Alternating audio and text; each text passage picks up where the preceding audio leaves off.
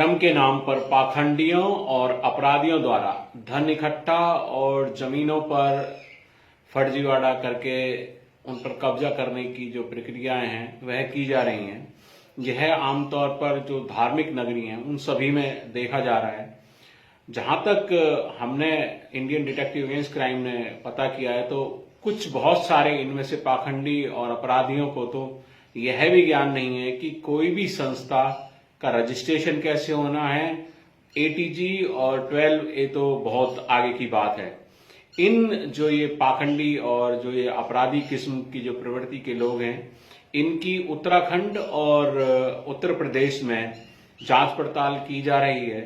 लेकिन हमने यह पाया है कि जो काफी सारे जो अपने धर्म को मानने वाले लोग हैं, जो भक्त हैं, वह इन लोगों के झांसे में आकर के, इनके जो फर्जीवाड़े में आकर के बिना किसी जानकारी के जो है इन लोगों को अपने जो है अनुयायी उनके बन जाते हैं।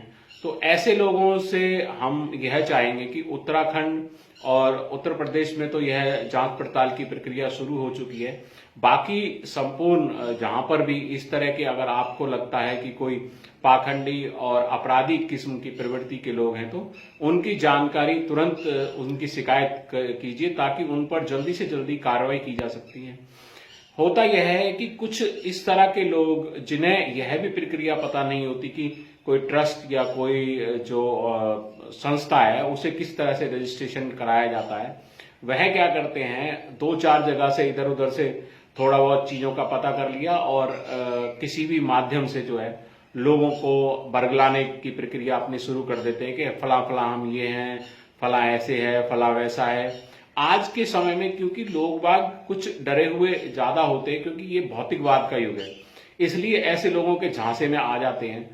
तो उस झांसे में आने के बाद क्या होता है कि ये लोग उनके ऊपर तरह तरह के धीरे तरीके से जो है प्रलोभन, दबाव और बहुत सारी प्रक्रियाओं के तहत उनको अपने पूरे कंट्रोल में ले लेते हैं और फिर उसके बाद उनसे कभी भंडारे के नाम पर, कभी बाहर हम वहां पर शिक्षा ग्रहण कराएंगे और बच्चों की फीस भरेंगे, जबकि ऐसा ये कुछ नहीं कर रहे होते।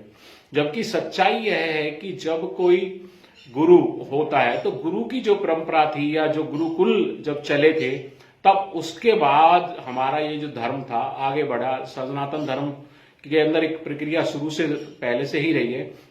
जब तक गुरुकुल नहीं है तो मंदिर की स्थापना होती ही नहीं थी। पहले गुरुकुल की स्थापना होती थी, उसके बाद मंदिर की स्थापना होती थी, क्योंकि गुरुकुल से जो विद्यार्थी निकलते थे वही जो अपने आगे चल के मंदिर में प्रार्थना और ये सारी यज्ञ वगैरह का, क्योंकि सबसे ज्यादा पहले तो यज्ञ का ज्यादा प्रचलन था, क्योंकि यज्ञ के माध्यम से शुद्धिकरण किया करते थे वातावरण के अंदर, और जिससे कि जो स्वास्थ्य मानसिक, आत्मिक और शारीरिक जो है इंसानों को बल मिलता था।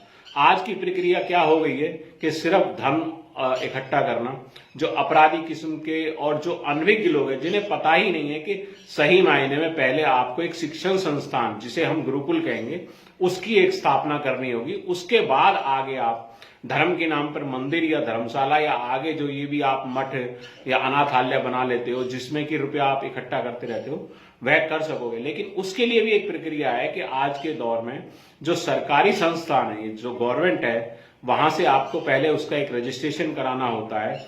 उस रजिस्ट्रेशन के बाद आगे की प्रक्रिया शुरू होती है जिसमें 12A और ATG आता है। फिर उसके बाद आता है उसको दर्पण वगैरह पर रजिस्ट्रेशन वगैरह सारी चीज। तो इन सारी चीजों का आजकल पता चलता जा रहा है और उत्तराखंड में और उत्तर प्रदेश में इनको पकड़ने की प्रक्रिया शुरुआत हो चुकी है।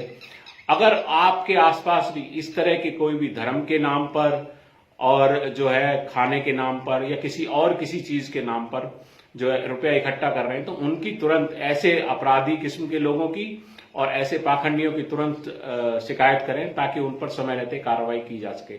जय हिंद।